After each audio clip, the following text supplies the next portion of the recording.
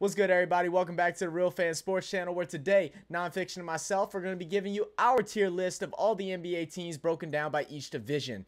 Make sure to let us know whether you agree or disagree with how we ranked your favorite teams. Don't hold back on the account of us, but also don't forget to hit that like button and check out the rest of the tier list breakdown that will be linked at the end. Hope you'll have a great one, guys. Cheers. We're kicking things off with a banger in the Pacific Northwest. We got the Sacramento Kings, the player killers.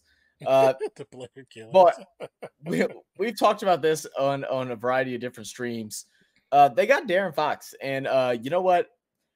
Fox should just stay there and continuously get the biggest bag he could ever get there until he gets a little bit older and decide he wants to go and try to get a ring. That dude is a special talent. I love Fox, but Fox. But it's just him.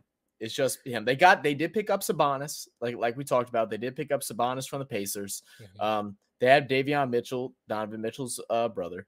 But I mean, knowing them and what they're gonna do with it is, they're not gonna do much at all with it. The problem with this team is they got rid of Buddy. So that was a problem. They got rid of a really good shooter, somebody who actually played well with De'Aaron Fox. Like you, even though they're older players, you still could have built around them and made a push for something. But then when you got rid of him, you're basically saying, we don't know what we're doing. You know what I'm saying? Like, yeah. If I'm De'Aaron Fox, I make a push for Portland. Go play with him. At least That'd be fun. At least you'd be with a player that you know is going to give you consistent 25, 30, and whatever. But go there. Go play with Dame. But leave. I hate that he's stuck there. I'm from the West Coast, and that's a team that no one takes serious. No one takes the Kings serious. Their arena is nice, but no one takes the team serious. Can't even put them in C tier. I think because of their ownership, I'd put them in loss at C. Yeah, I'm down with it.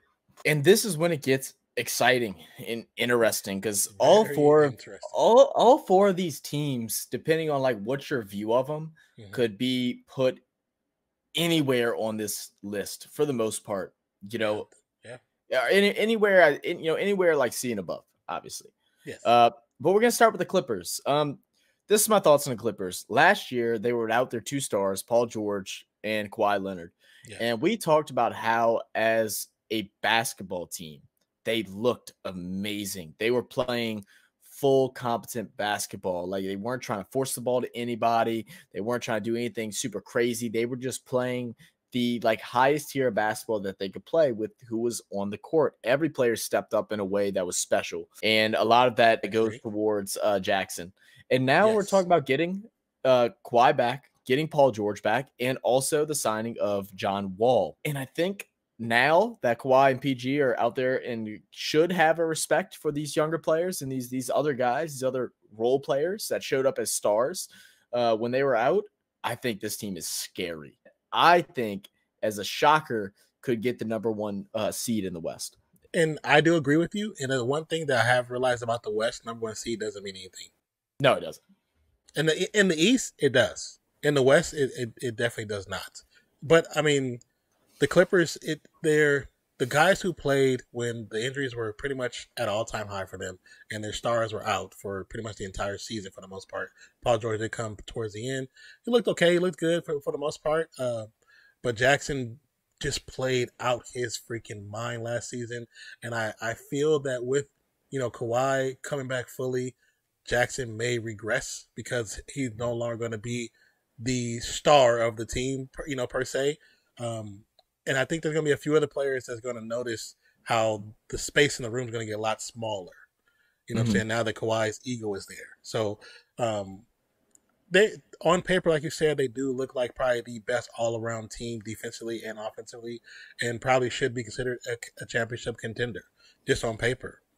I would like to see them play together, even though I don't think it's going to be a super downgrade. I would like to see them play together. We want to put them at the just for right now. Put them at championship contender. I want to put them at championship contender. I do. Okay, I'm in agreement with that. Now we're going to go up to the Phoenix Suns. The Phoenix Suns, man, the most surprising thing during the offseason with the Suns is the fact that Monty Williams hasn't talked to any of his players. A part of me is kind of like, okay, you give them a break, let them just kind of live their life and do different things. But whenever you finish the season the way that you did in the playoffs, where there was a lot of chaos going on within the organization between players and players and staff, you would think that you would have actually had some type of conversation going into it, especially when it comes down to your star center, who is honestly seems little bit upset that he didn't get traded. That's not a good sign. They got Devin Booker, but Devin Booker hasn't been looking like the star, and we've talked about that. We think it's because the ball just goes through Chris Paul too much, who is good, obviously. He's one of the better point guards to ever play the game, but he's older now. And it's funny, right once he hit that birth date during the playoffs, all of a sudden, that was it. He was like irrelevant. It hit him like a rock. We saw it in person. It was kind of crazy. And the funniest thing is the game right before that, he had an NBA record. What's your thoughts on the Suns this year? Man, this team crapped the bed in the playoffs. Like, I mean, you're lactose intolerant. You drank a gallon of milk before you went to sleep. Like, the way they fell apart against the Mavericks, like, what happened?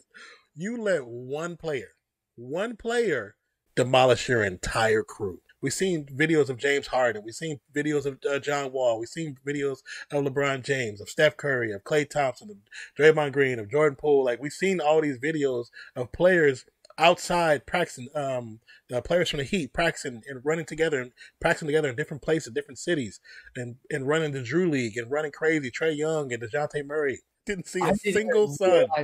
Oh my God. Didn't see a single Sun player.